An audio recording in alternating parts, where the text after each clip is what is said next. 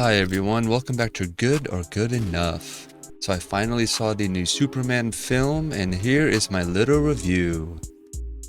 Okay, so what happened in Superman? Superman must reconcile his alien Kryptonian heritage with his human upbringing as reporter Clark Kent. As the embodiment of truth, justice, and the human way, he soon finds himself in a world that views these as old-fashioned. A quick summary for this film is, it's 2 hours, it's stuffed with a lot of stuff, I think it gives it replay value, it's very fast-paced, it feels like a sequel, it feels like 2 movies in one, technically. It sets up future stuff, Peacemaker, Supergirl, Lanterns, a Terrifics possibly, Booster Gold, not really in this one, but that's an upcoming show. Not sure about the woke part, I didn't notice it, maybe it is there, but I don't think this film was woke. I really did notice it, because you definitely get your money's worth out of this film because there's so much going on in it. It feels like a sequel film, but it is a Superman as well as like a kind of a light Justice League film. It's exactly like a comic book movie. It embraces the comic book stuff and doesn't dumb it down. Not for average viewers, although it does explain everything with embedded dialogue. Pretty much everything is explained through someone explaining it, like really quickly to catch you up. So it feels like stuff you would learn from the first film, and then the second one, this one, you should know stuff, but they tell you it. This feels like it's for people who know all the characters. It's more nerd driven. I don't know how average viewers are gonna get into this. They do explain pretty much everything. Definitely hardcore sci-fi and weird like DC. It does follow Superman though. There's 2 funny end credit scenes that are not important. They're just added on. James Gunn does change a few things, but it does make it new, but it kind of goes against the source material. So I really enjoyed this film. It's a lot of fun, a lot of stuff happens. There's kind of some issues in it, but overall, it's very entertaining. Pretty fast paced, a lot of stuff happens, but I do recommend this film, so you should definitely check this one out. Now we'll get into spoilers for the film. The opening scene has an opening crawl in it. Pretty much explains everything really quickly. Beautiful cinematography. After that, it's the part where Superman just lost his battle for the first time. Then he finally calls Crypto. Shows up. It's pretty funny. It's surprised that they kept it in the movie. Wasn't expecting it. Because they did take out some stuff apparently. They did delete a few scenes. Crypto gets punched at one point by Ultraman. They moved all of that. And as they go in, number 4 says that they're playing the damaged message that the parents sent, and so it only plays half of it, which is part of the plot, comes up later. That turns out Lex decoded it with the engineer, so they broadcast it on TV. Everybody turns on Superman, and that's pretty much what you see in the trailers, so it's kind of cool. And then all this happens, that charging scene where he gets repowered is there, and then it continues, he falls out, and then he keeps going. Engineers sent to find this Fortress of Solitude. Clark realizes that Crypto has destroyed everything. We see that he's basically trying to keep an eye on this dog that turns out is not his. He's watching it for someone. Then we go into the big credits, or the intro of the movie. Such a beautiful shot of the movie. I mean, look at that. Then we go into the Hammer of Baravia scene where he comes here, and this is such an awesome scene. Lex is using him like as a control, like a character to play a move, like a game. And it's like he's calling out all these numbers that correlate to different fight moves that Ultraman the Hammer of Baravia that he uses against Clark. Yeah, see, now they fight, and then it is really cool. The music is so cool, which I think is Hans Zimmer's Zack Snyder score, I think. I don't know. Yeah, all this happens, throws him right to the ground, and he technically loses the fight again. This guy is somebody who they decide to take and use him against Clark later. You'll see in a very graphic scene. It's pretty interesting that they put it in the movie, but it really helps to show who Lex Luthor really is. So cool. After that, this is basically still the intro to see who these people are. And then the engineer tries to get the fortress before it goes down, but Lex calls her back. And the Hammer Bravia flies back to this LexCorp outpost somewhere. He walks into a portal right into the Pocket Universe, and then right into LexCorp Tower. And that's just an intro for Lex, really, just to set up all the bad guys. And then the next scene is Clark's going to work. Go there. Then you meet all the Daily Planet people, Perry and everyone. And then the parents call. And then Clark gets the article into the front page. Pretty funny scene here with the parents. I liked it. And then Lois keeps playing with Clark, saying, "Oh, you keep getting all these interviews with Superman. Like, don't you think people are gonna, find out eventually?" Then later they talk about all of that. She is genuinely concerned that people are gonna find out about that. And then they go here to meeting with this Gurkos, who is I think he's in charge of Bravia, whatever, right? So I don't know. Then we go to the Pentagon, where we see that Lex is trying to convince Argus that he wants that his Planet Watch program with Ultraman and the Engineer should, protect the Earth from all the metahumans and from Superman. So Lex is in there giving him a little demonstration. I really like this too, because it's like, yeah, see, he describes who he's working on. He looks so good. He looks so good as Lex, and Lex looks so menacing. Look at that. Look how good he looks. And he has Ultraman turn the light on. I love that. Like, they could have made that a joke, and he didn't. Like, people are mad at the humor in this, but they could have had Ultraman miss the button or something and embarrass Lex, and they didn't. Ultraman does exactly what Lex tells him. That's it. No joke. It's very serious. So I kind of like that. I like there's not always jokes in it.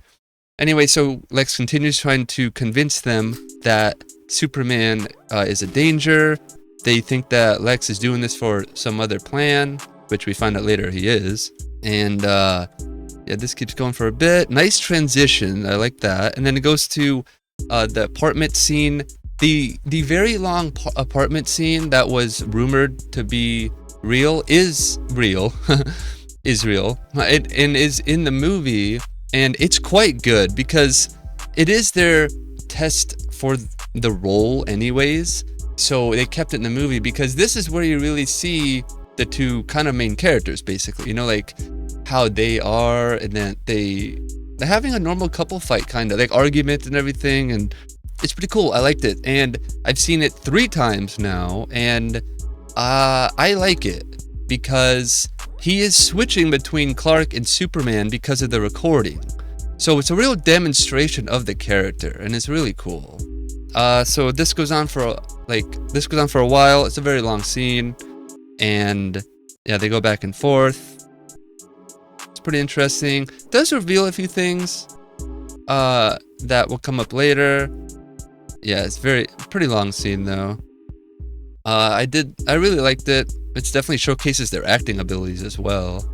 But yeah, they walk around, they go all over. And then meanwhile though, Lex and Ultraman and the Engineer arrive at the Fortress of Solitude with Eve, and then they walk towards it. The Engineer is confused about how Lex is able to get in. The big intense fight scene with Engineer and the Superman robots is here. Very long scene, so cool. Look at this. Her move right here flips backwards and walks the other way. So cool. And then they get up to the machine, and he does a little speech, and the Engineer tries to hack it. Meanwhile, they create a distraction with the little kaiju. This is so funny.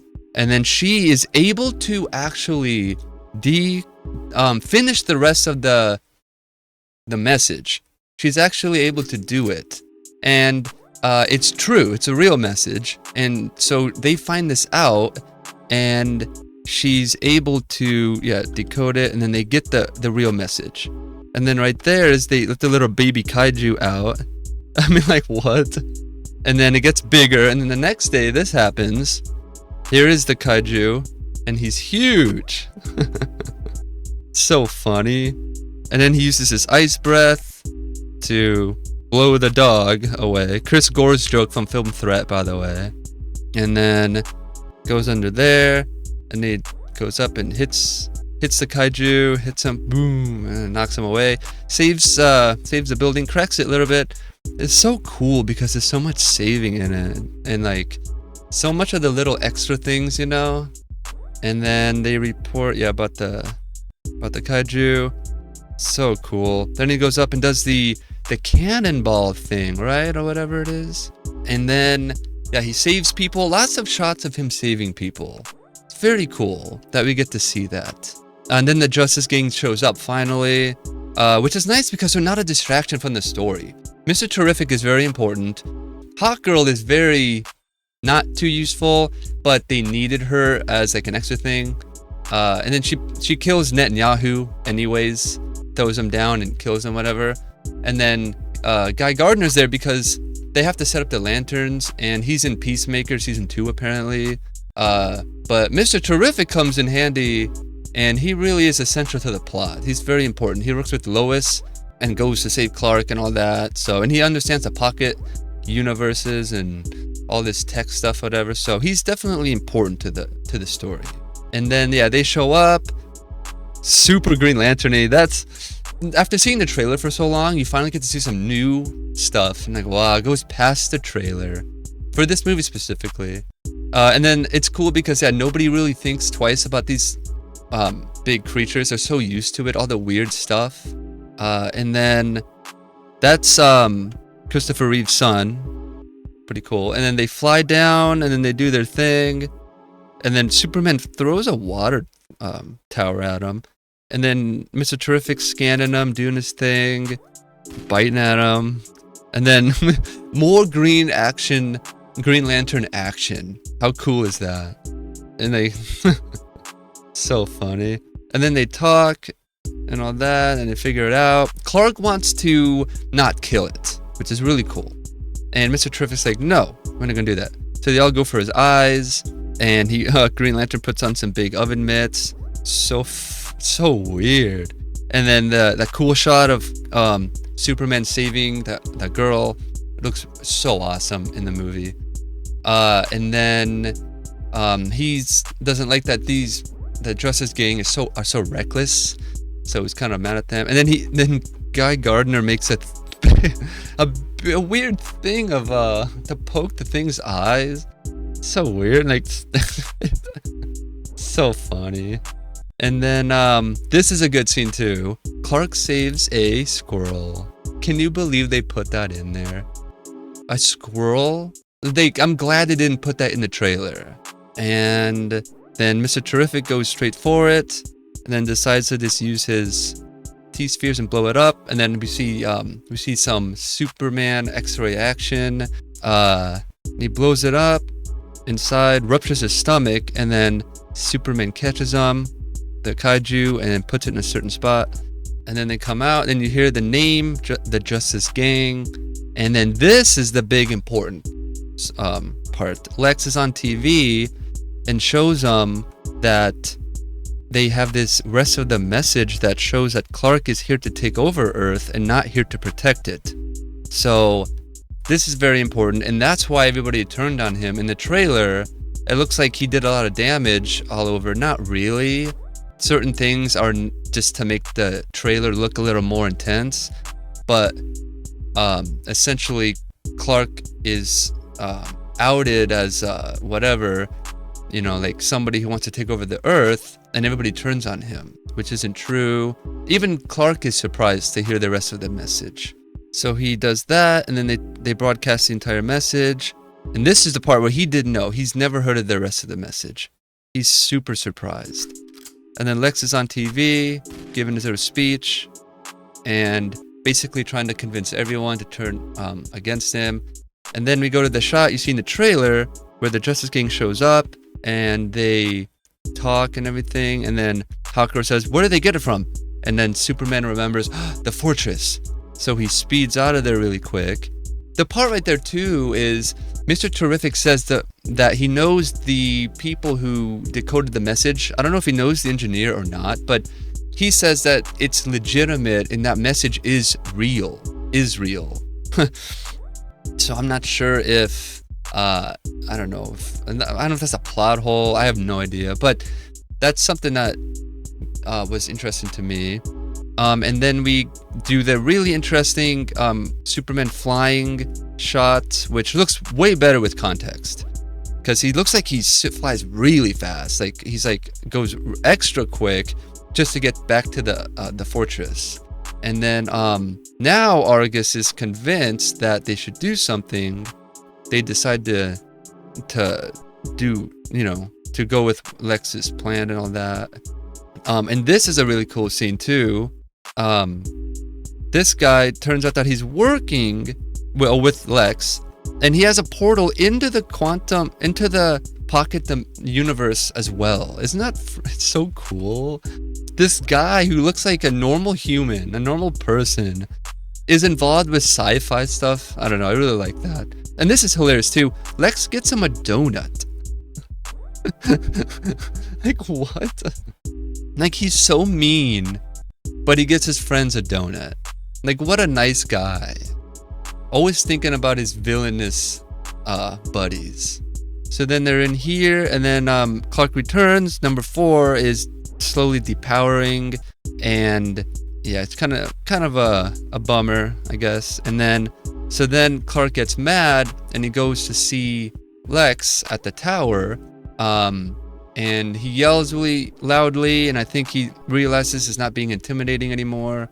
So he calms down and tries to calmly talk to Lex. And then we see the Peacemaker cameo, which is hilarious. And then it leads right into the one that you saw in the trailer that you'd think was really a big deal. And it looks like Solaris, I guess. But it's like technically not. It's Superman describes as a dimensional imp or an interdimensional imp. And the fight is very the same throughout in the background though the whole time, while Clark and Lois are talking about like their relationship and important stuff in the foreground. This fight is going on in the background. So anyways, yeah, this fight is interesting. This part, see, because it's Green Lantern is in the back with Hawkgirl and Mr. Terrific fighting it, and I mean it's pretty funny, but I like that it doesn't distract because it does some close-up shots, and then so you don't see it the whole time. So I thought it was fine for what it is. So they keep going, and then they have their little talk, and then it's funny because yeah, Green Lantern is using his bat. Like, watch this. This is so funny. Like, she's like, should you be helping him? And look, isn't that hilarious? How is like what? Guy Gardner has a baseball bat, and he's just hitting it. So anyways, yeah, that scene goes on for a bit. And then they're talking. So funny. Hilarious. Very beautiful scene in front of the volume. So it looks real. All the lighting and everything. That's probably why they did it. Because the light on his face, look at that. All of it, the glowing in the background, and her too. Yeah, see, they're still going. They're still fighting. Pretty funny. And yeah, so they talk back and forth. Pretty good speech. I do like it. It's really nice.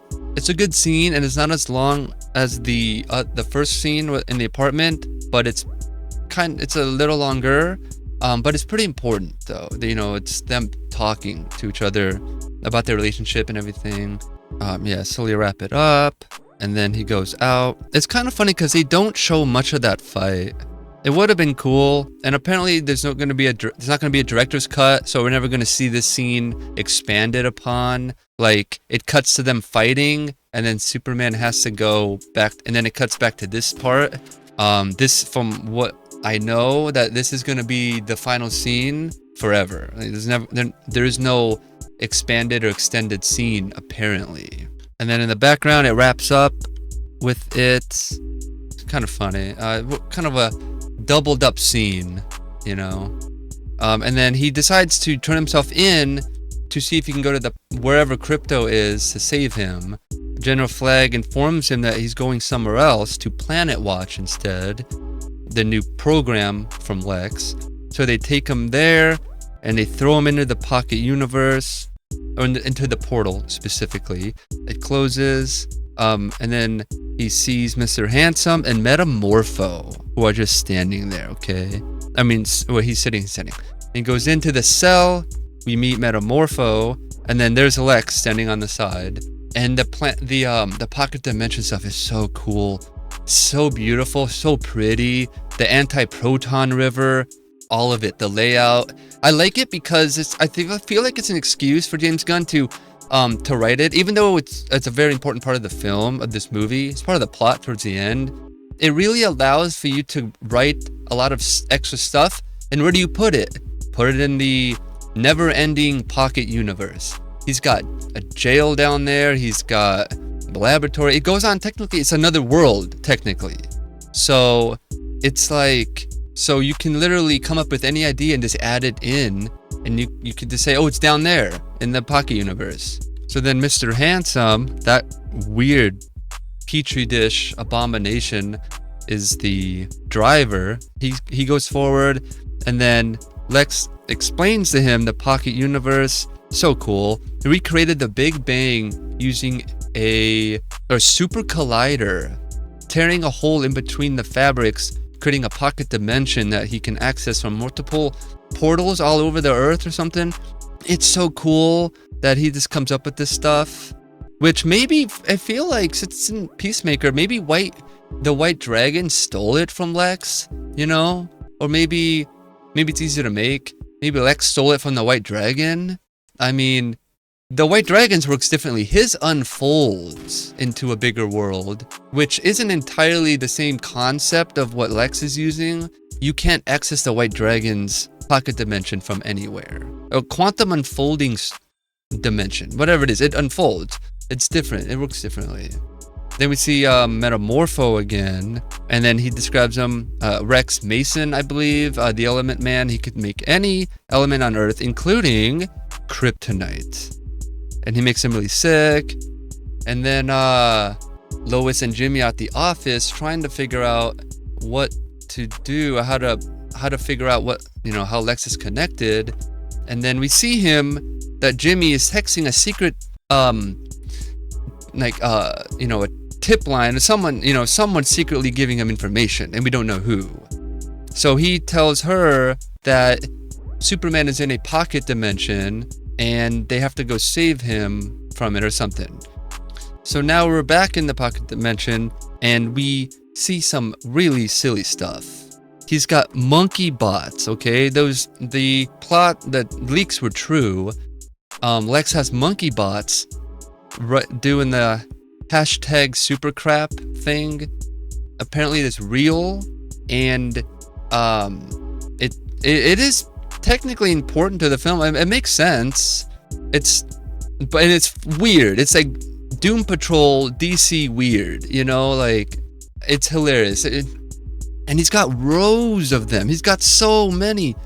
And then he has the secret lab where he's testing on things, including crypto, with the super squirrels into its head, whatever. And Lex threatens that it's going to kill the dog. And then we see some more of the cells.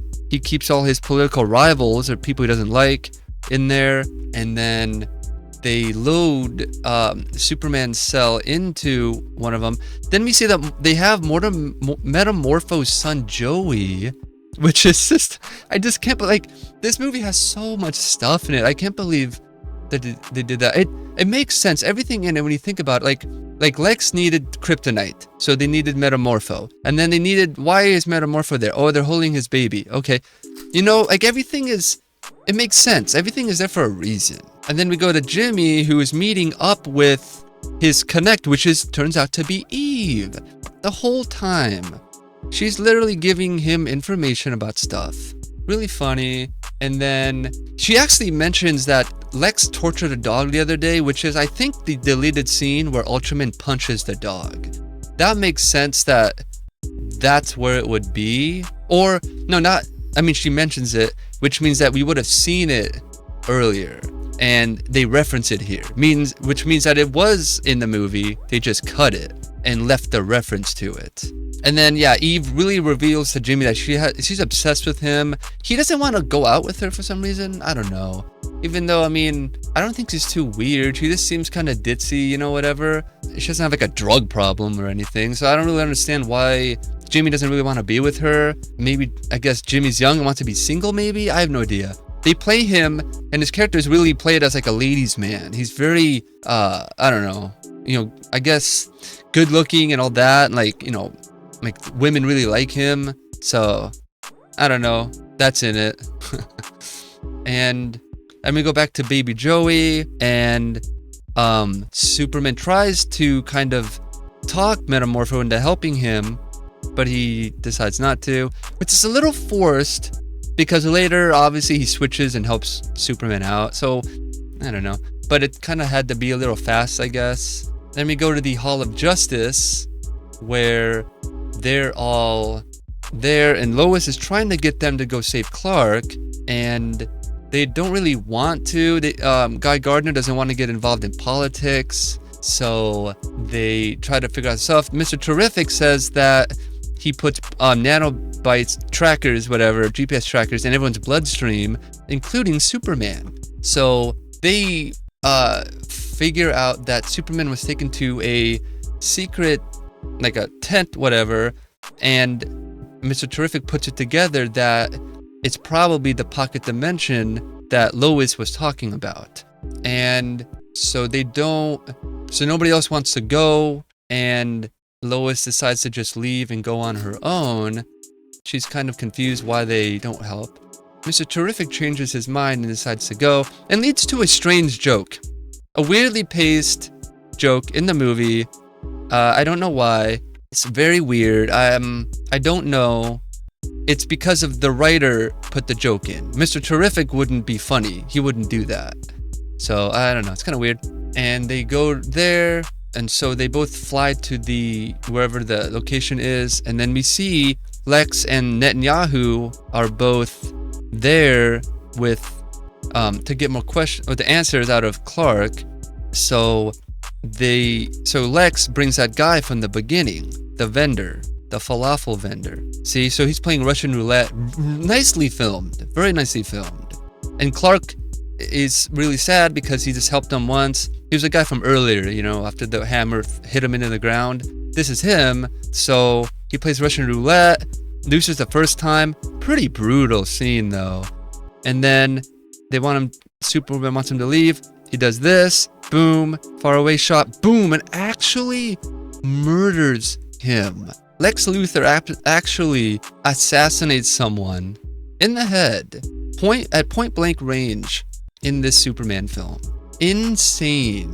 It's really cool that they left it because it really does show who Lex is, and that James Gunn isn't afraid to kill people off, which is good because things are worth more.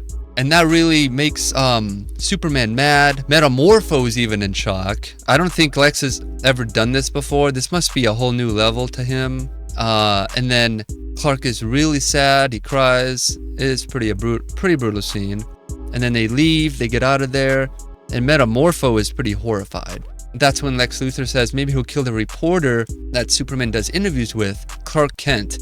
Which is hilarious that Lex doesn't know that he really believes that they're separate people. It's pretty awesome. And then Metamorpho seems to be really in shock and scared, and definitely questioning what he should do and if he should help. So then this is where the Mr. Terrific scene is, and after the T-spheres project the path of Superman, the guards start to think why these people here, which is kind of funny. They just walk in there and they fight him, and then leads to a really cool scene.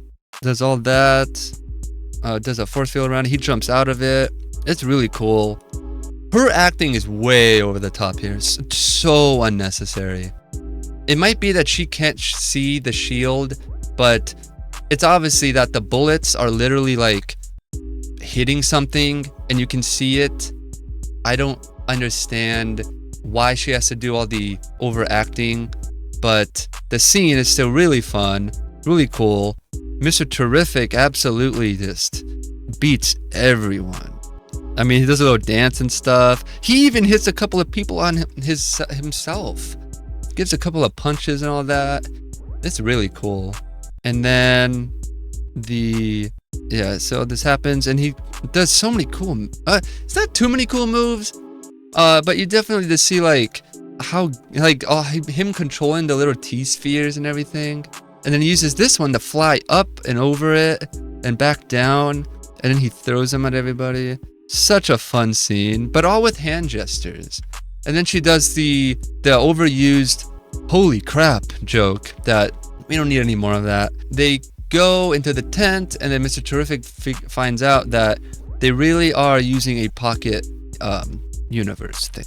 So he has his T-spheres begin to hack it, and then we go back to Metamorpho and Clark, where Metamorpho is slowly changing his mind.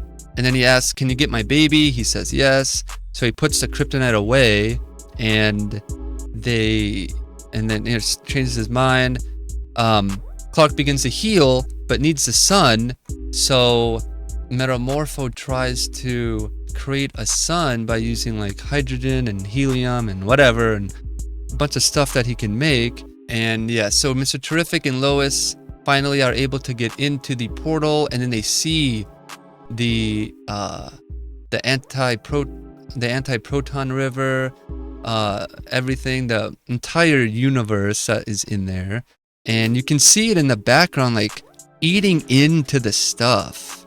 It's so cool how they portrayed it. I love the sci-fi in it.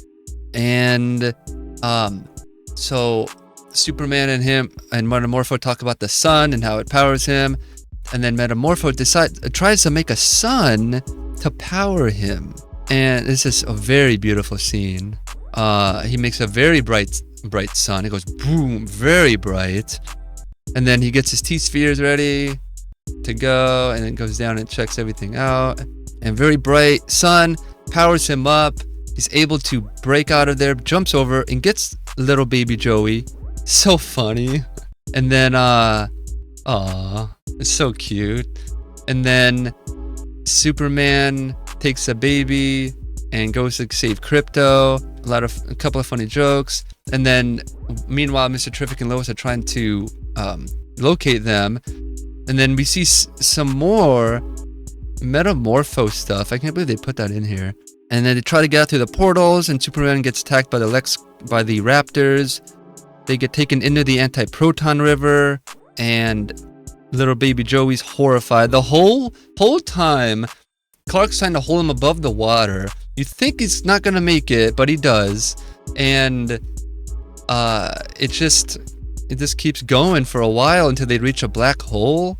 And then we see some more Metamorpho action, and he splashes them with acid that burns their raptor costumes. Then we go back to the anti-proton river, and yeah, it's so cool. So much stuff happens in this film, just constant stuff. It's overlapping. I really like that. And they're both trying to locate them as the portal is closing in on itself. And then he finds the little Crypto. So cute. And what else? Let me go back to the river, and Clark gets rid of that LexCorp raptor, and then the little baby is there still. So funny. And then they find the black hole, and so Clark decides to call Crypto really quick, and then Crypto shows up, flies around, comes over, and then gets up really close, and he starts licking the little baby. So weird. And he's like, "Bad boy." So funny. And then Metamorpho shows up flying with his rocket thing. I think that's straight from the animated stuff. Straight from the animated stuff. Him using a rocket to fly around. That's so cool. And yeah, with his stretchy arms. And this is the part you see in the trailer without context. It looks weird, but like this makes sense. So he decides to blow really hard and blow everybody away. And this is the shot you see from the trailer. And you're like, you think like, what is going on?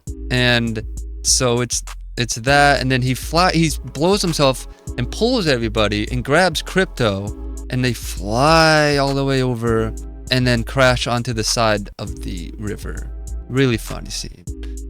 And then because Metamorphosis is the head, it's so funny. And Mr. Terrific spots them, he finds them and describes them as a, let's see if I could say it, a weird Superman, a mean dog in a cape, a green baby, and a weird squiggly man, something like that.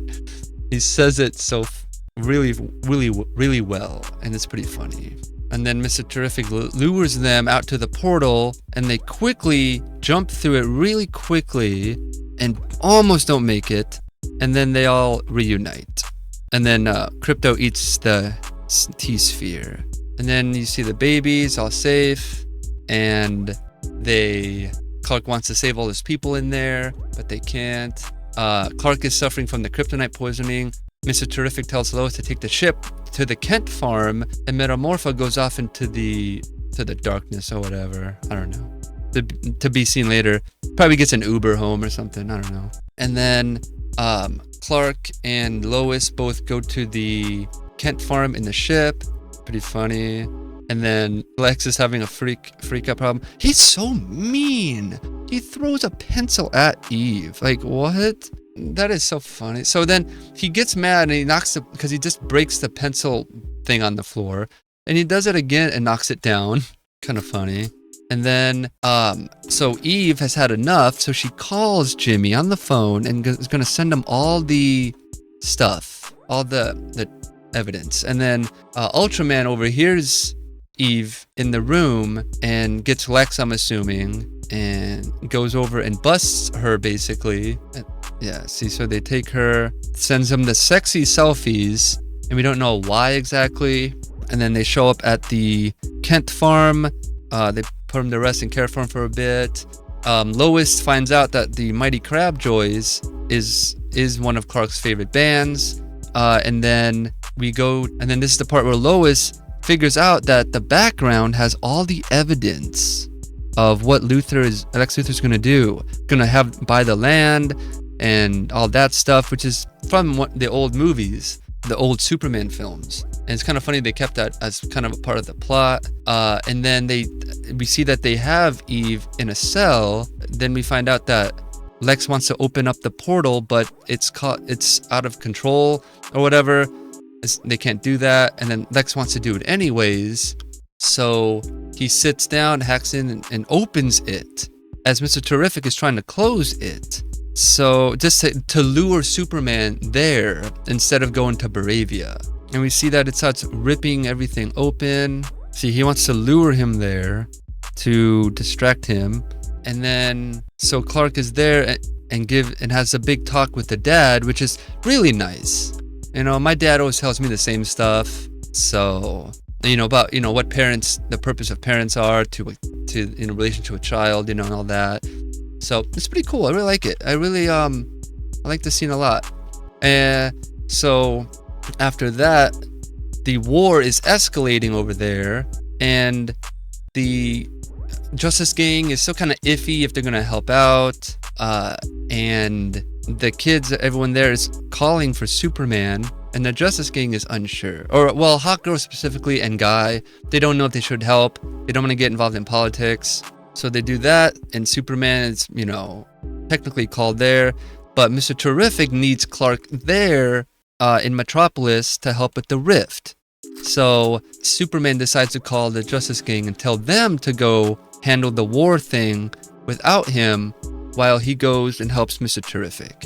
Then we see a cool shot that shows Gotham City exists, which is pretty cool because, it's supposed to it's nice to know that they're right next door, basically. And then this is the scene where Lois and Jimmy tell Perry about all the evidence from Eve. So they lay it out and then tell him what's going on. So they decide to take the ship, and then they fly there.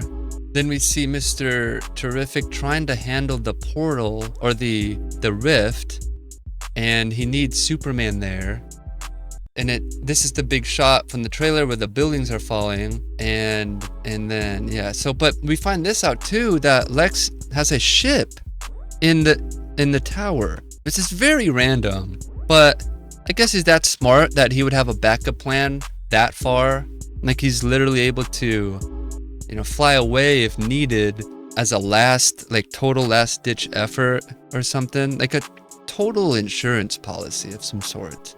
And this guy questions where he's gonna land when everything's destroyed.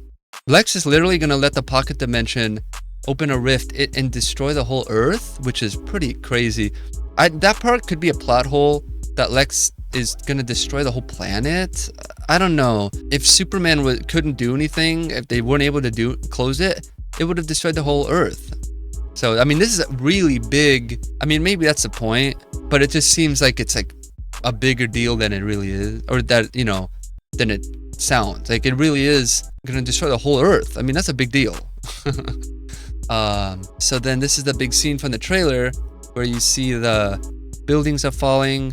Basically, this lady gets trapped and she's not able to leave until Superman appears and saves her. Really cool, and then leads to a beautiful shot.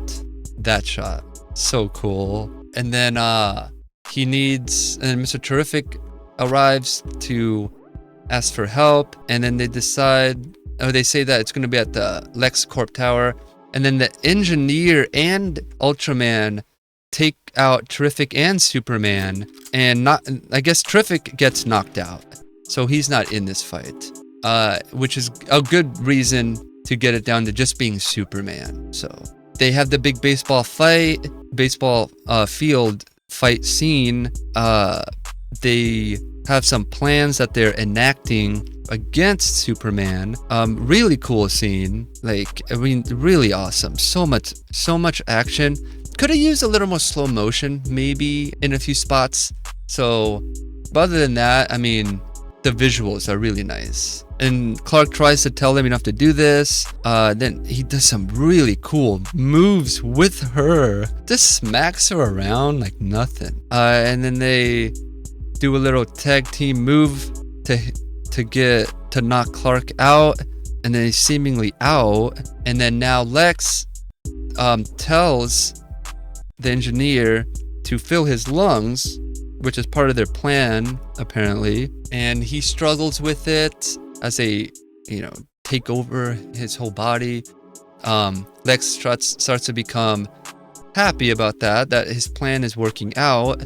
Then they say that it's covering everything that he can't see, can't use his powers. Some of them, the seeing and the X-ray vision and all that. They want to suffocate him. So then that creates the next move where Gherkin or whatever his name is, Gurkos, he decides to declare the war and approve it and send all his troops in. So, and then Superman struggles to get up and he flies off into the sky as the Engineer and Ultraman follow behind to try to catch him. And they're trying to figure out how Clark is going to get out of this. They're not sure if he's going to try to use friction to get all the nanites off of him. And then they grab and everything. Pretty cool shots and everything. Really cool scene.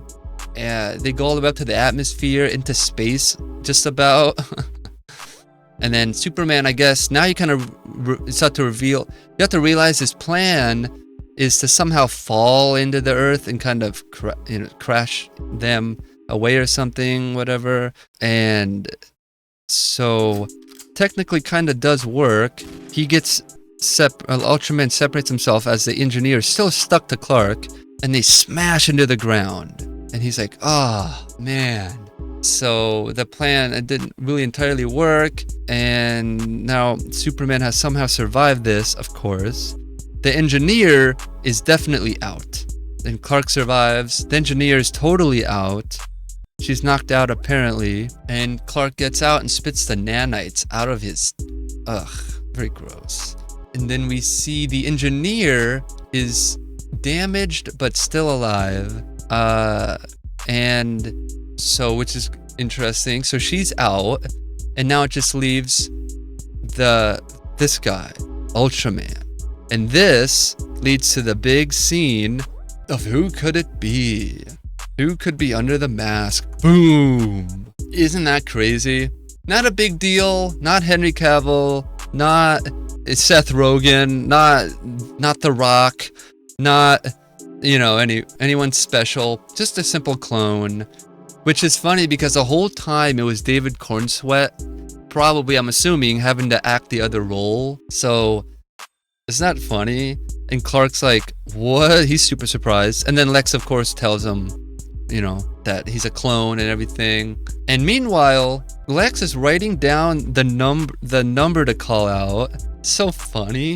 And then they call it and he lasers them in the face, wherever, and blasts them away. And then they fight while Lex calls out more fight moves and everything. Then we go back to the war, where the kid is calling for Superman, but unfortunately Superman is a little busy right now, and the rift is arriving. So, and then Clark breaks Ultraman's hand. Then they go flying around and they fight and everything. Very cool scene. I really liked it. And the kid is still calling, and then that's when you think that, like, what's gonna happen here? So they have a little bit more speech and everything. They talk back and forth, and then meanwhile, the Justice Gang finally shows up. Green Lantern makes a nice little cube over the kid, and they play a cool song, and Green Lantern does his thing with Metamorpho and Hawkgirl. And Metamorpho is totally Metamorpho. Didn't hold it back at all. Just let him go totally crazy. And then they do the big Green Lantern scene, which isn't really big though. I like that. It's not distracting. It's pretty much that's it. And then the Metamorpho does the big hammer straight from the animation and the comics and everything. So cool. And then we see that Hawkgirl finds this Gurkos guy, takes him outside, and shows him that she's not like Superman, and kills him. Actually murders the guy. We don't see it, but it's heavily implied. And then Perry tells Jimmy to post the story. We go back to these guys having their thing. Lex is still bragging and ranting to him that he's better than him and all that. And Lex gives 2 more moves to his team to tell Ultraman. Ultraman takes them and flies them back into the rift, or drags them back to the rift. They crash and they fight some more, and Superman keeps talking to him, having a little bit of a verbal battle. They give him some more moves, lasers his eyes, which is one thing that's funny because everybody thought in the trailer his red eyes are from him using his laser eyes, which isn't true. It's from them being burned by Ultraman. So that is interesting. Didn't expect that. And then Lex does his nice big speech. Great acting by Nicholas Hoult. Great acting. So much passion in his delivery. All the words that like he would say are stuff that things that he would say. Menacing, intelligent, coherent sentences, basically. And see, that's where he gets his red eyes. Pretty cool. They're severely burned. That's what laser vision would do to a Kryptonian. Gosh, he's so putting every ounce of his acting ability into this. Crazy. And the rift is still going, and then Clark calls in Crypto, who is being a bad boy, of course. And then Crypto shows up and helps out, and then goes after the cameras, the drone cameras that Lex is using, so they can't see anymore. And now Clark fights Ultraman on his own. Does some really cool shots too. Yeah, a lot of the fighting is cool. Like all these moves, like that, grabs him and pulls him. I mean, man, that's so cool. I feel like a little bit of slow motion would have helped, but you can still see, like, I mean, he just throws him around, tosses him like he's nothing. Then it does some cool, beautiful shots again, and then the Raptors show up finally, which leads to the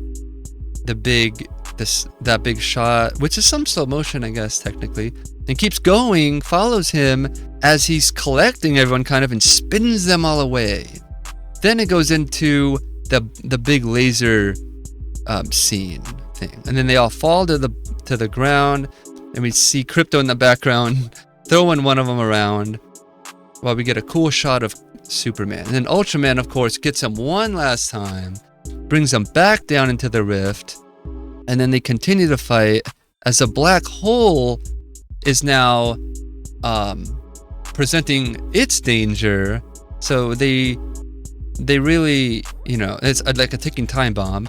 So now Clark notices the black hole is there and there's a bus coming. So Clark decides to dislocate his shoulder and throw Ultraman into the bus as it flies away into the black hole with him. So cool. He didn't have to kill him. He beat him on his own, and we're definitely and that sets up probably Ultraman and the Injustice League or whatever, or Earth 2 Ultraman or Earth 3 or Earth 4 or whatever. So he'll be back in the future for sure. Maybe he'll become Bizarro, which is what people are saying. And then he pops his arm back into place, and we see Mr. Terrific do his thing from the trailer. Now we see with context, it makes more sense. And yeah, so then they arrive in the T-ship, and they see all the damage that's going on. We see the rift is going and going across the river, and Lexus just doesn't know what to do anymore. He's running out of options and all that. This guy wants to close the rift. Lex doesn't want that, so Lex has to open the portal here to help make it unstable. And then Crypto and Superman fly all the way up to where the ship with Lex, and they fly in and hit some, and then they confront each other and all that. Terrific goes to turn off the portal, pushes that guy away, and then Lex says something to Clark, and Clark gives the big final speech at the end, saying that he's human. He gets scared, he gets hurt, he gets all this stuff, and he keeps going on and doing it every day, no matter what. It's a pretty good scene, very powerful stuff. I liked it, and that's where Lex is like, "Shut up, alien," and then he starts saying his thing. Really awesome scene. You can see the veins in Nicholas Holt's head. And then this is the part where people, they didn't like the humor part, but Lex was just gonna say, if I didn't get you today, then the next day, and then the next day after, and the next day after, like he's never gonna stop coming after Superman. And Crypto flies in and attacks him and does a Loki and Hulk joke from the Avengers. So, but that's probably just to keep the movie lighthearted or something and not end on such a serious note. And it's for kids, but I mean, I don't know. So I guess it was appropriate for here. And Crypto basically grabs Lex and throws him around in the room and then tells him to stop. That's pretty much it. And then Terrific closes the rift, seals it up. Everything's crooked now, which is weird. Does that mean that the whole Earth, I don't know, splitting the Earth in half, wouldn't that affect the rest of the Earth? Then we see Lex has a broken arm, and then now is when the news broadcasts that Lex Luthor is a traitor, and he was behind the Hammer Baravia, the Baravia conflict, everything, giving them billions of dollars and all these weapons. It was him the whole time. So now Clark finally is happy because his name is cleared. And then we get the menacing, brutal look of Lex Luthor of how much he hates Clark Kent. Crazy. So funny. And they're all happy and excited. Then we see the New Justice Gang, kind of. Metamorpho helped out. We could have used some more backstory for sure on him. Yeah, because all of a sudden he's like, he turned good. Oh, they decided to help out and all that. Kind of forced. Hawkgirl wants Metamorpho on the team. Guy Gardner says no. And then Rex says that the name is really cool. And then Guy Gardner says, oh, you're in. And then causing Hawkgirl to go, ugh, darn, what did I do? Then we go here to Argus with General Flag, who is starting to really build up his hatred towards these people, especially since John Cena killed his son. Peacemaker killed his son, not John Cena. And then all these people decide to, or they all go back to their family and all that. Lex Luthor gets arrested, put in the truck. He's taken off to Belle Reve, apparently. Crypto plays with the super monkeys, and he floats around. The T-Sphere lands, lets them all out. Eve runs to Jimmy and says they can be together now. It's pretty cute. I don't know. And he's starting to realize, like, okay, fine. Maybe we should be together. And Clark and Lois are happy, so they make some jokes, suggesting to go, celebrate with a kiss. They cover it with an exclusive interview. He walks in there all happy, and then she kisses him. And then they get the big floating up scene, and she says she loves him back. So cool. And then we get the big floating scene, and Perry seems to kind of know. He hints at it, and we see that Clark Kent dedicates the whole article to the vendor. He dedicates it to the guy that Molly of Molly's Falafels would be remembered by the city. Metropolis true hero. So nice. Really speaks to who Clark is as a person. And then we see that number 4 wants to be called Gary, and he repaired himself. And then this is the big cameo. Supergirl shows up, and she shows up drunk, which is a story from Woman of Tomorrow, where she gets drunk for her 21st birthday. She asks, "Where's the dog? Why'd you move the front door?" We see that Crypto is raised wrong and not trained well, and it's basically Kara's fault. And he smacks her against the floor, breaks the concrete, pretty funny. And then he puts on some music, and then she leaves. And then we see Clark lay down as Gary now plays a montage of all his childhood videos and everything, while it plays a punk rock song. And yeah, it's very cool. It mirrors the beginning of the movie. It's called a reversal or whatever it's called, a mirror or something. But it's when you mirror the beginning of the movie, and then it spins around, does all that. Really cool. And then the sun comes in, and boom, done. There's 2 post-credit scenes, so stick around for those. They don't set anything up. They're not too important. They're just more of like fun stuff. One of them's a direct to a comic book. And so yeah, that's pretty much a whole spoiler section and run through of the movie. I wasn't gonna do it entirely like that, but I said might as well. And now I'm gonna get into a couple of my favorite moments that I really enjoyed from this film. The first one is basically just the robots. Like, that's so cool to see the actual robots in real life. And then of course, Bradley Cooper as Jor-El. That was a pretty big surprise. Heavily rumored. Turns out to be true. Another one is, of course, the intro with the logo with him flying and all that. Such a cool scene. All of it. It's really cool. It flies right into the logo. Very cool. The other one is the first fight with the Hammer of Baravia. It's such a cool scene. The music is amazing.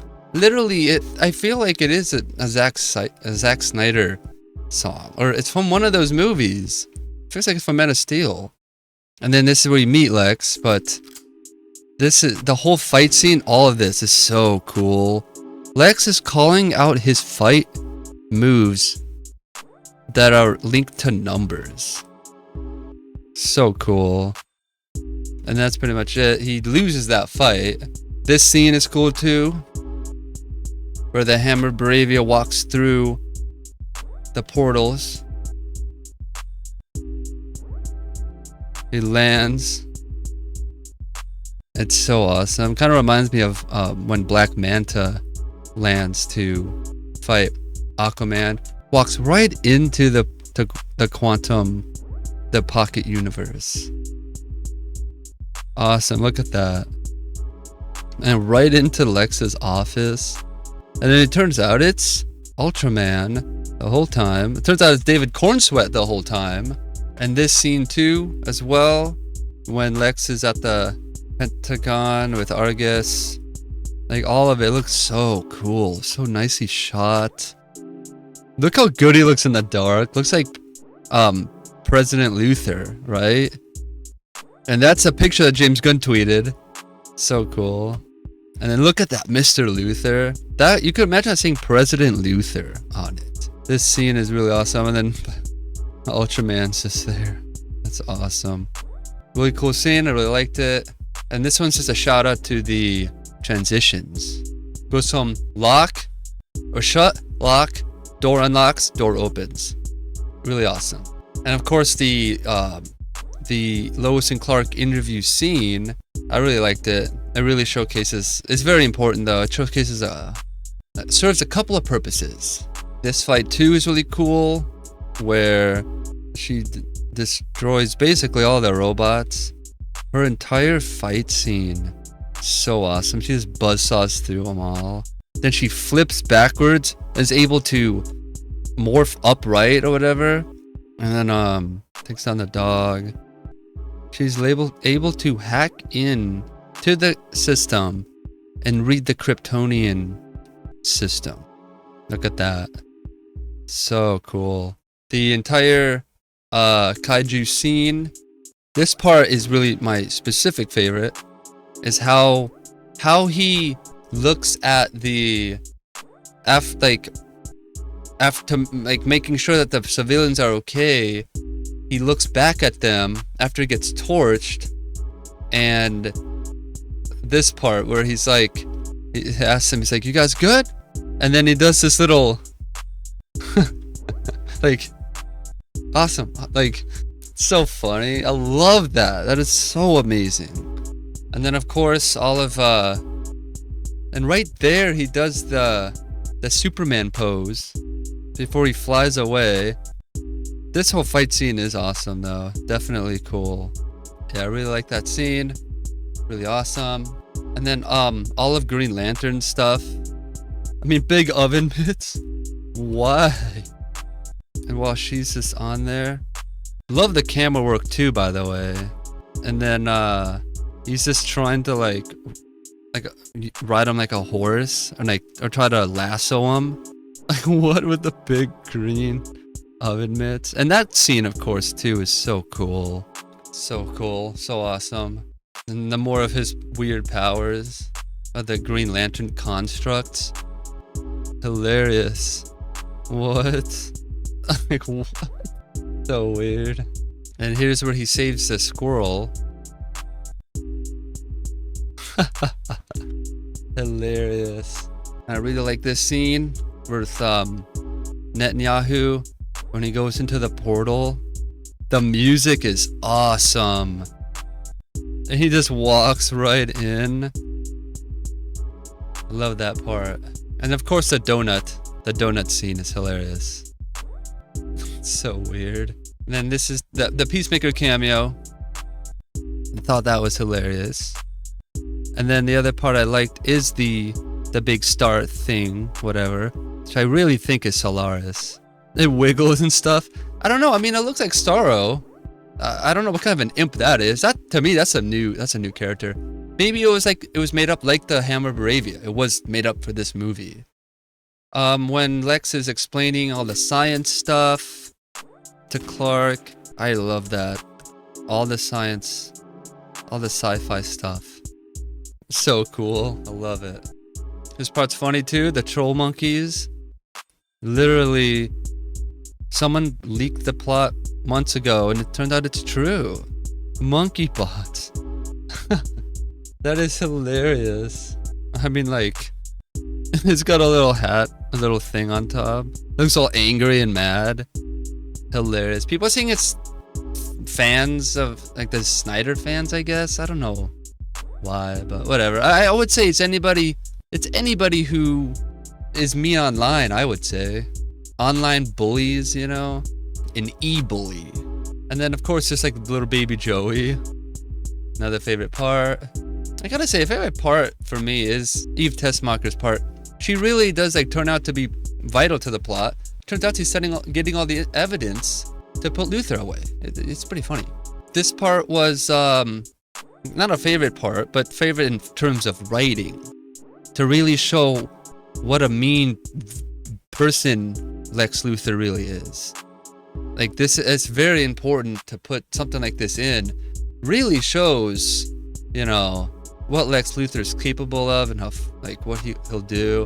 And this guy too is even, like, evil too. And then Mr. Terrific's fight scene is really awesome. It's basically like the Yondu scene from Guardians of the Galaxy. I believe that James Gunn kind of said that. So it is kind of, it's not too amazing. I don't know, like I would have like figured like Mr. Terrific's T-spheres could do way more stuff, you know?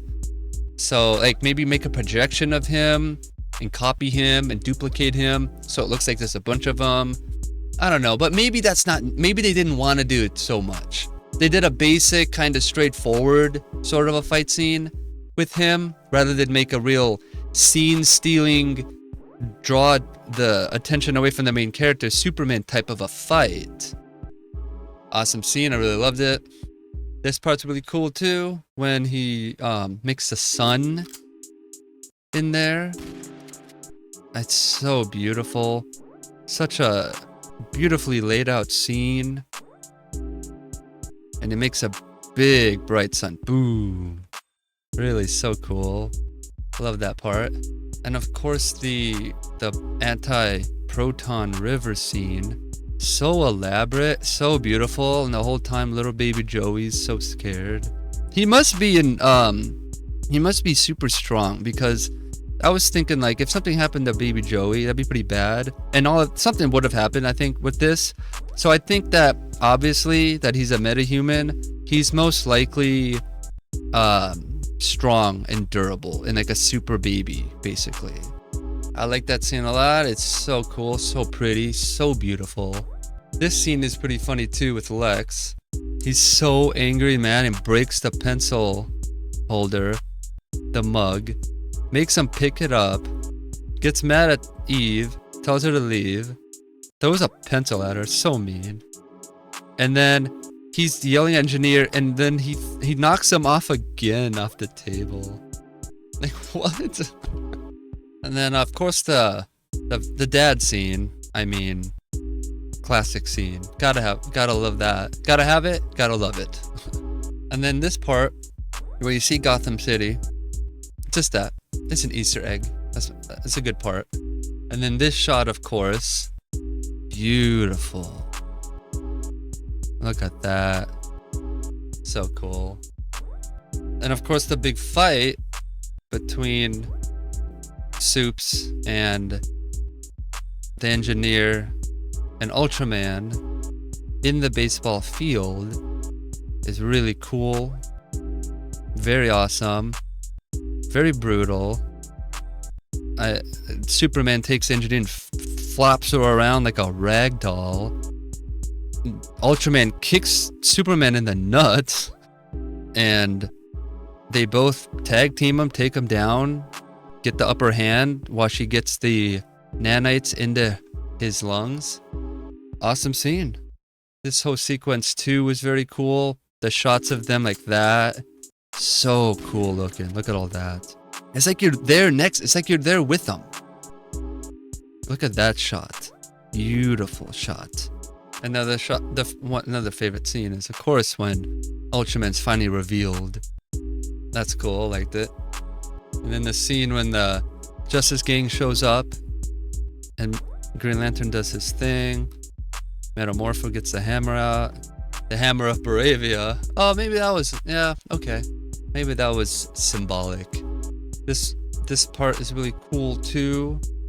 During the final fight scene, he smashes him so hard.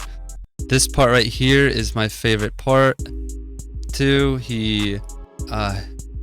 We see Superman hit him really hard with that and like smash him into the ground like that. It's so cool. And then this part too is really awesome. He goes like this, dodges the laser, eyes, smashes his head down and pulls him and flips him around. Insane. And of course the the big kind of this, a big fight scene or a sequence. Very cool. I like it a lot. Superman spins a lot. Has a lot of spinning moves, I've noticed. A lot of spinning and flipping. Cool scene. I really liked it. My second to last favorite scene is the final scene where Superman has to figure out what to do. And sees the bus and then dislocates his shoulder and to throw Ultraman in the way of the train and getting rid of him. That was good. Then my final scene, of course, is the big kiss between Clark and Lois. So beautiful, so awesome. And they float up. Classic Superman and Lois, Clark and Lois shot. We're so awesome. And now we have some things I would fix for this film. I didn't understand how or why everybody would turn on Superman so quickly. It's like they flipped so fast without much proof. I feel like they would have gone up to him and asked him, "Hey, is this really true?" And he would have explained that, "Hey, no, this isn't real." And they would have been like, "Okay, cool." So that was kind of weird. Do we think there was too much cussing in the movie? There was a lot of S words. They said crap a lot. They changed the backstory. I think it is to make it new, but I mean, like, what else can you do? The Joker breaks out, Zod comes back. Okay, well, how about his parents and the message isn't what it was supposed to be, but it proves that Superman is a good person because he did the right thing. He assumed it was good, so he did good. And then, do you think Mr. Terrific was too cool? I mean, like, they didn't overshadow, they didn't have more, like, screen time than Superman, but just how he was, like, it was a really awesome character. And I would have fixed the Lois Lane Mr. Terrific joke because it's not, like, the pacing is off. I get the joke, but the pacing is just not there. And it's like, I don't know, I get it, but I don't think Mr. Terrific would be that dumb. Do you think that he's the third smartest person, in their universe, whatever? So it's like, what? But he builds all this stuff, but then he has a slow garage. I feel like he would have a hologram garage. Don't you think he would have a hologram garage? And this scene is very long. Like, for what it is, that joke, I don't know. I think it is the worst placed joke in the film. Everything else was fine, a lot of serious moments, but that one I would have cut it down. They could have had Lois on the phone and she's looking away. So the whole time she's on the phone and doesn't see it. In the background, the joke is going. It would have given a reason to watch that scene. It's because there's two jokes going on. Lois is on the phone, maybe arguing with someone, and the garage is going up slowly. That would be pretty funny, but to have it focus on this joke that's been done a million times, it could have been done better, I think. This joke also I didn't really understand, because people were saying the movie's political. James Gunn is, obviously a Democrat or liberal. He said his stuff in the past against Republicans, but whatever. Not to the extent that, like, Rachel Zegler has gone, not like that. But Maxwell Lord, played by Sean Gunn, makes a joke in here where he says, finally, one thing that liberals and conservatives can agree on is that Lex Luthor sucks. It's kind of I don't know, I guess it's not supposed to be political or a dig or whatever, but maybe it could be that, of course, left and right, they don't agree on anything. Could be a joke like that. But to mention it, though, is like, is it political? Is it not? It sounds like it's just dialogue, but of course, people can read into it and be like, it has undertones of, of political stuff or saying something, like a double meaning even. So those are just the only things I would fix. And I think it would improve the film. That's why I was hoping there would be like a director's cut or something, or an alternate version maybe. Next is whether or not you should see it at the movie theater or stream it at home. I say definitely both, of course. Stream it when you can. Watch it over and over again. watch on a small TV with no 5.1 surround so that you can hear new things, new words, something that somebody else said. When you get a chance, of course, see it at the theater, see it on the big screen, see it with big sound, immerse yourself in this movie. Yeah, both. See it and stream it. And my final thoughts for Superman are, Mr. Terrific says the message is real, and people thought it would be revealed that it was doctored. And even fans in real life, we didn't think that we thought it was gonna be a twist, that it turns out that Jor-El didn't say that at all. But technically the engineer decoded it, right? Like she completed the rest of the message, which means that the message was what it said the whole time. Which is funny because a lot of people thought that they changed it, that they did doctor it, which turns out it wasn't true. And it made me think that when Mr. Terrific says, no, I know they're people that decoded it, whatever. I know those people. I don't know if he meant the engineer, because we literally saw the engineer do that. Perhaps Mr. Terrific is talking more about the people who verified it before it went on national news, possibly. I don't know how they would do that. It sounded like he knew who the engineer is. Maybe Mr. Terrific and the engineer used to know each other or work together, and she obviously developed a hate towards the metahumans. Like they probably killed their family or something. I gotta say again, Mr. Terrific was awesome. Green Lantern was so cool. I love finally seeing some new Green Lantern stuff. We haven't seen a Green Lantern since Zack Snyder's Justice League for a brief second. And then, of course, Ryan Reynolds' 2011 Green Lantern, which I was thoroughly entertained by that movie. I don't know. I thought it was fine. I had a lot of fun watching that one back in the day.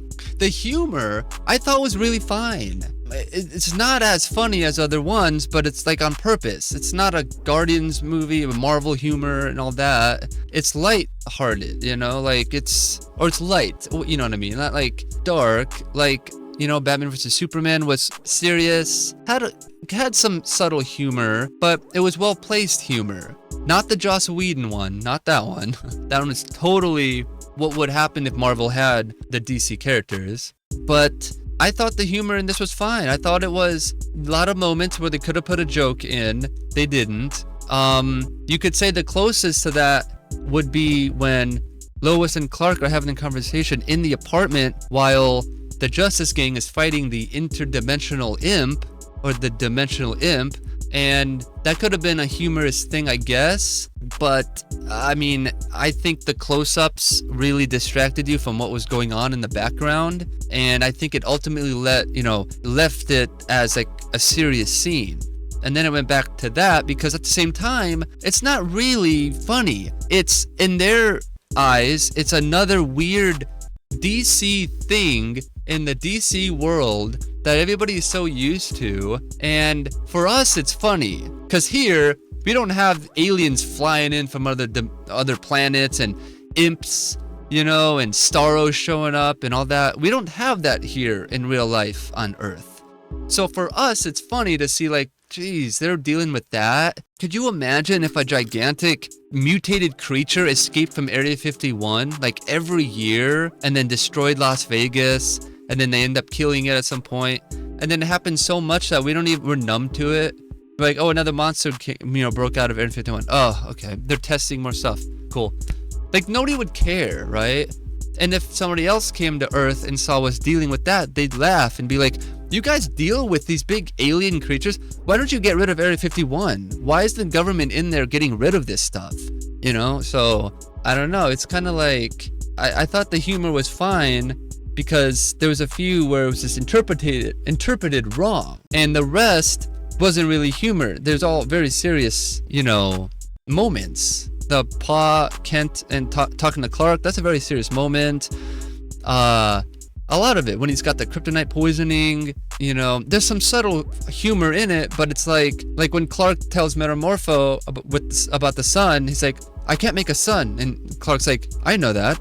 It's like, it's not supposed to be funny, but it's just like, yeah, he knows he can't make a sun because he doesn't know who Metamorpho is, and then it turns out he can. So I thought it was fine. And this feels like a season finale, or a sequel, which is interesting. I like it because it's like, get on with it.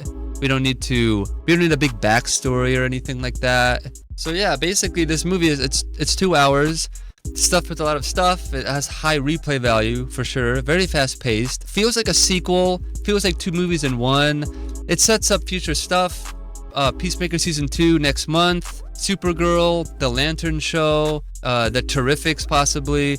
Not sure about the woke part. I didn't notice that. I really don't know. Definitely get your money's worth out of it because it feels like a sequel, as well as being a Superman film and kind of a light Justice League film. This is exactly like a comic book. Absolutely weird. It embraces the comic book stuff and doesn't dumb it down. It's definitely not for average casual viewers. It feels like it's for people who know all the characters and are more, it's more nerd driven. You know, like I have the DC encyclopedia, so I'm really into it. I'm on the DC Wikipedia, you know, reading the everything about the characters. And they do explain pretty much everything through embedded dialogue, and some exposition maybe. Definitely hardcore sci-fi, and it's weird, like DC's Doom Patrol, like, you know, just weird stuff. It does follow Superman though. Starts with him, follows him, ends with him. So the Supergirl cameo is basically an end credit scene. It's just added into the regular feature part, and that sets up Supergirl's Woman of Tomorrow film based off of the comic. So she's drunk on purpose, which is definitely going to confuse a lot of people. She shows up drunk, and she acts kind of weird, and if many people aren't familiar with this version, so people are not going to like that part, I think. But if you listen to this context or go search it, you know, whatever, you'll have some reasoning of like as to why she's acting like that. And then there's 2 funny end credit scenes. They don't set anything up. They're very kind of straightforward. It's Crypto and Clark sitting on the moon overlooking Earth, straight from the comic books. And then the other one is Mr. Terrific and Superman arguing over that the buildings are not aligned. They're slightly crooked. Pretty funny. And yes, James Gunn changed a couple of things, mostly the backstory of why he was sent to Earth. Why Superman was sent to Earth, which I think you have to do that to make it new. What else can you do anymore? You gotta change the stuff slightly. You know, like this would have ended the same way, right? But with the twist in it, it's like it makes it new technically. It literally makes it a new story, and like, wow, Clark was told to be evil. It's like rewriting the lore a little bit. So after all of that, probably my longest review ever, I have to say that Superman is good.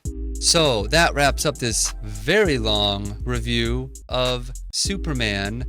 I really appreciate for watching this video.